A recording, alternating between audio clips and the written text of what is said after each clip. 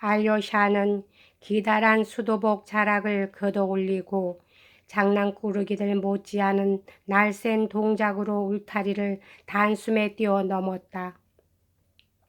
자, 됐어. 그럼 가자.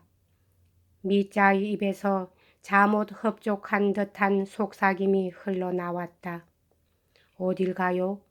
알료샤도 덩달아 속삭이면서 사방을 한 바퀴 둘러보았다. 그리고 이 텅 빈 정원 안에는 자기들 두 사람밖에는 아무도 없다는 것을 알았다. 정원은 무척 작은 것이었으나 그래도 그들이 서 있는 곳에서 주인 노파의 집까지는 50보 이상이나 떨어져 있었다. 아무도 없는데 왜 소곤소곤 말하죠? 왜 소곤소곤 말하느냐고?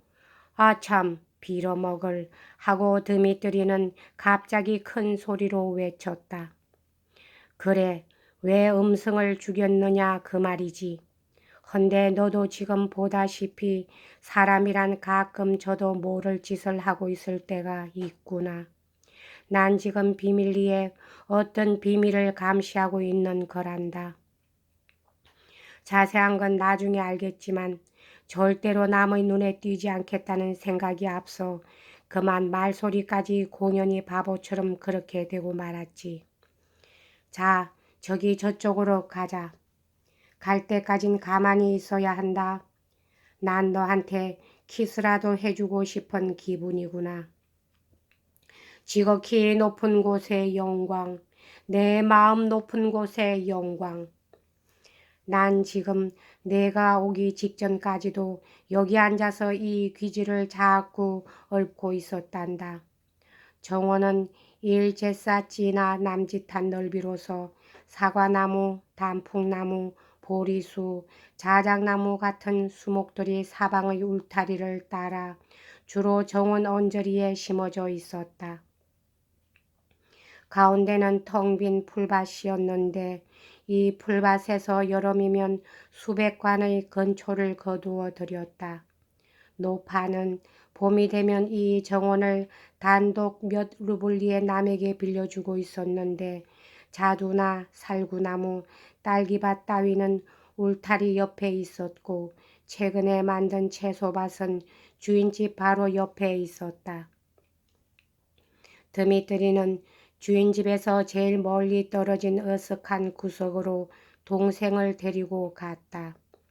그러자 거기에는 빽빽하게 들어선 보리수, 자두나무, 말오줌나무, 까치밥나무, 라일락 등 고목과 잡초들 사이로 하도 낡아서 지붕이 기울어지고 녹색 빛깔마저 거무스름하게 퇴색된 정자 하나 눈앞에 나타났다. 사방의 벽은 나무 창살로 되어 있었고 지붕은 겨우 비나 막을 수 있을 정도였다. 이 정자가 언제 세워졌는지는 알 수 없으나 일설에 의하면 약 50년 전에 이 집의 주인이었던 알렉산드로 까를로비치 폰 슈미드라는 퇴역 중령이 세웠다고 한다. 그러나 지금은 하도 낡아서 마루가 썩어 판자가 떨어지고 기둥에서는 퀴퀴한 곰팡내가 풍기고 있었다. 그러나 정자 안에는 바닥에 고정시켜 놓은 녹색 나무 탁자가 하나 있었고 그 옆에는 아직도 사람이 앉을 수 있을 정도인 녹색 벤치가 몇 개 놓여 있었다. 알료샤는 아까부터 형이 몹시 들떠있는 것을 눈치채고 있었으나 정자 안에 들어가 보니 탁자 위에 반쯤 따라 마신 꼬냑 술병과 컵까지 놓여 있었다. 이건 꼬냑이지? 하고 미자는 껄껄 웃었다. 내 표정을 보니 또 술타령이야 하는 얼굴이로구나. 하지만 환상을 믿으면 못 써. 허황되고 거짓말, 거짓된 무리들 믿지 말라. 또한 마음속 의욕을 버릴지니. 나는 말이다. 술 타령을 하는 게 아니라 내 친구인 락키찐인가 하는 돼지 새끼 말 맞다나 술을 음미하고 있는 거란다. 그놈은 나중에 한 5등간쯤 출세는 하겠지만 자기가 술을 음미한다는 수작은 여전히 버리지 않을걸. 자, 앉아라. 알로샤, 난 말이다. 너를 내 가슴 속에 어스러지도록 껴안아보고 싶구나. 이 세상에서 정말로 말이지. 잘 들어두란 말이야. 정말로 사랑하는 사람은 너 하나밖에 없어. 드미트리는 맨 마지막에 가서는 거의 광적인 태도로 말했다. 너 하나밖에, 아니 또 하나, 어떤 더러운 계집한테 반하긴 했지. 그것 때문에 난 신세를 망쳐버렸단다. 그렇지만 반했다고 해서 꼭 사랑한다는 건 아니야. 미워하면서도 반할 수 있는 노릇이니까. 잘 들어둬라. 지금은 너하고 이렇게 명랑한 기분으로 얘기할 수도 있지만 앞으로는 그렇지 못할 거야. 어서 이 탁자 앞에 앉으렴. 그러면 나는 내 얼굴을 바라보면서 모든 것을 죄다 얘기해 줄 테니 넌 그저 가만히 앉아서 듣고만 있으면 돼. 너한테 모든 것을 죄다 얘기해 줄 테니까. 죄다 얘기해 줄 시기가 된 것 같다. 그렇지만 내 생각으론 여기선 역시 조그만 소리로 얘기해야 할 것 같구나.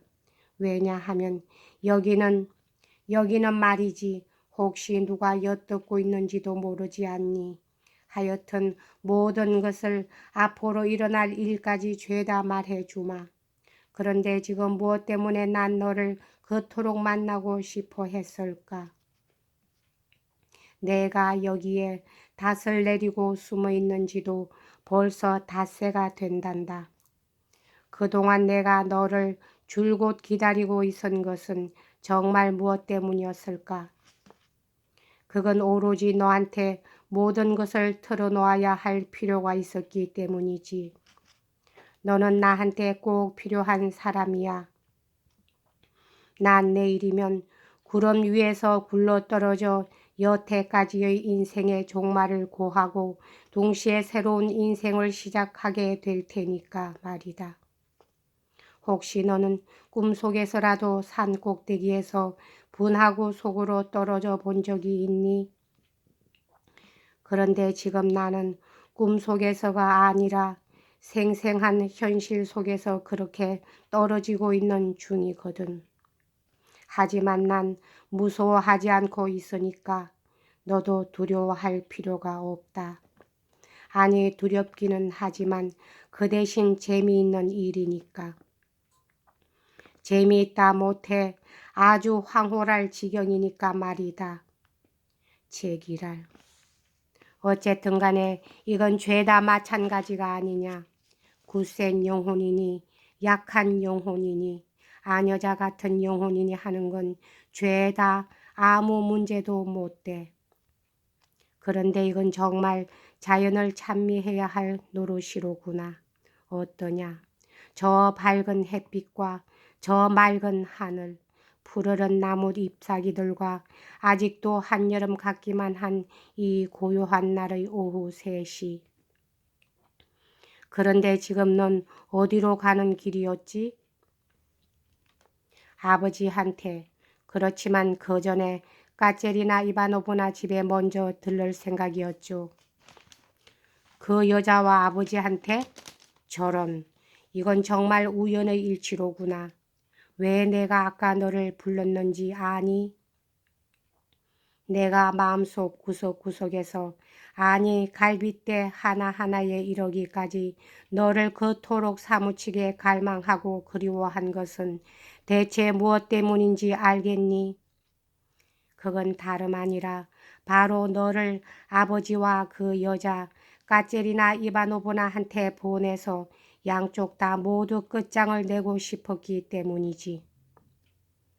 천사를 사자로 보내서 말이야. 하기야, 난 아무나 보낼 수도 있었지만 이런 일엔 역시 천사를 보내야 격에 어울리는 일이니까.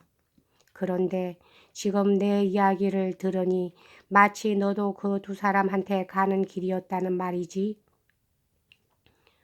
정말 나를 보낼 생각이었나요? 알로샤의 얼굴에는 문득 처량한 병적인 표정이 떠올랐다. 가만히 있거라. 넌 그걸 벌써부터 알고 있었을 거야. 내가 보기엔 너는 대번에 그걸 모두 알아차린 것 같은 모양이구나. 어쨌든 잠깐 동안만 가만히 입을 다물고 있으면 돼. 상심할 것도 없고 눈물을 흘릴 필요도 없는 일일 테니까. 드미트리는 자리에서 일어나더니 손가락 끝을 이마에 대고 잠시 무엇인가 생각했다.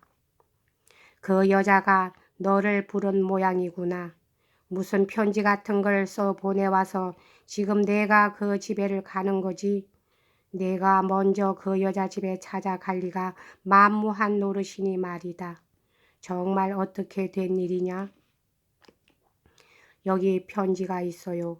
하고 알료샤는 호주머니에서 편지를 꺼내 주었다.